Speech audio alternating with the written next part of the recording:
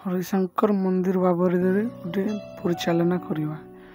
ହରିଶଙ୍କର କିଏ, କାହିଁକି ଗୋଟିଏ ନାମରେ ଗୋଟିଏ ସ୍ଥାନରେ ପୂଜା ପାଇଛନ୍ତି? ପ୍ରଭୁ ହରିଶଙ୍କର। ପ୍ରଭୁ ହରି ଏବଂ ଶଙ୍କର ସତ୍ୟ ଘଟଣା ଉପରେ ଆଧାରିତ। ପ୍ରଭୁ ହରିଶଙ୍କରଙ୍କ ଗୁପ୍ତ ରହସ୍ୟ। ପୌରାଣିକ ମତ ଅନୁସାରେ ପଞ୍ଚୁ ପାଣ୍ଡବଙ୍କୁ ଧରି ବନବାସ ହେଇଥିଲା। ସେମାନେ ଏହି ଗନ୍ଧମାର୍ଦ୍ଦନ ପର୍ବତ ନିକଟରେ ଅନେକ ସମୟ ଅବବାହିତ କରିଥିଲେ।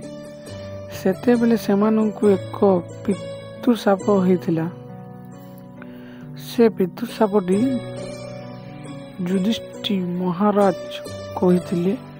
ପିତୃଶାପଟି ହେଲା ଏକ ଗଣ୍ଡାର ମାଂସ ତରକାର, ଯଦ୍ୱାରା କି ଚାରି ଭାଇକୁ ଚାରି ଦିଗକୁ ଉଠାଇଦେଲେ।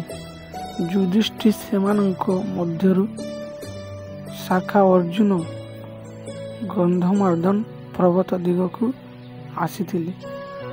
ଅର୍ଜୁନ ଯେତେବେଳେ ଘର ଜଙ୍ଗଲ ମଧ୍ୟରେ ଖୋଜି ବୁଲୁଥାନ୍ତି, ଗଣ୍ଡାକୁ ଅନେକ ସମୟ ବିତିଗଲା ପରେ ସେ କ୍ଳାନ୍ତ ହୋଇ ଏକ ଗଛ ମୂଳେ ବସି ପଡ଼ିଲେ।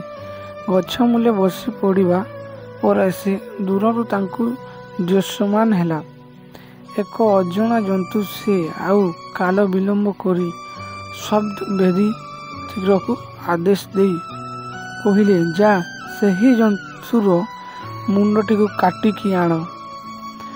ଏତିକି ଶୁଣି ସଦ୍ବିଧିତି ଗଲା। ସେହି ଜନ୍ତୁର ମୁଣ୍ଡ କାଟି ଆଣି ଶାଖା ଅର୍ଜୁନଙ୍କ ହାତରେ ଦେଇଦେଲା। ଯେତେବେଳେ ଶାଖା ଅର୍ଜୁନ ସେହି ମୁଣ୍ଡକୁ ଦେଖିଲେ, ସେ କୌଣସି ଅଜଣା ଜନ୍ତୁ ନଥିଲା, ବରଂ ଥିଲା ଏକ ନିରୀହ ଗାଈର ମୁଣ୍ଡ। ଯେଉଁ ଗାଈ କି ପ୍ରତ୍ୟହ ସେହି ସ୍ଥାନର ଏକ ଶିବଲିଙ୍ଗ ଉପରେ କ୍ଷୀର ଦାନ କରୁଥାଏ। ଏହା ଦେଖି ଶାଖା ଅର୍ଜୁନ ନିଜକୁ ନିଜେ ବହୁତ ଖରାପ ଭାବିଲେ।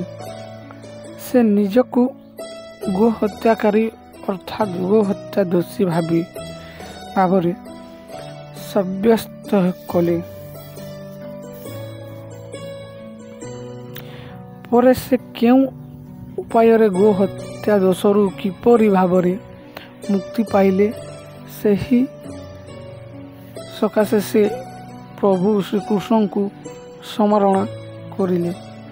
ଯେତେବେଳେ ସେ ଶ୍ରୀକୃଷ୍ଣଙ୍କୁ ସ୍ମରଣ କଲେ, ଶ୍ରୀକୃଷ୍ଣ ପ୍ରତ୍ୟେକ ଭାବରେ ଉଭାନ ହେଇ ଶାଖା ଅର୍ଜୁନଙ୍କୁ ଦେଖାଦେଲେ ଏବଂ କହିଲେ, ଶାଖା ଅର୍ଜୁନ, ତୁମେ ଯେଉଁ ଦୋଷ କରିଛ ତାହା ଅଜ୍ଞାତରେ କରିଛ, ତେଣୁ ତୁମର ଦୋଷକୁ ମୁଁ ମାର୍ଜନା କଲି।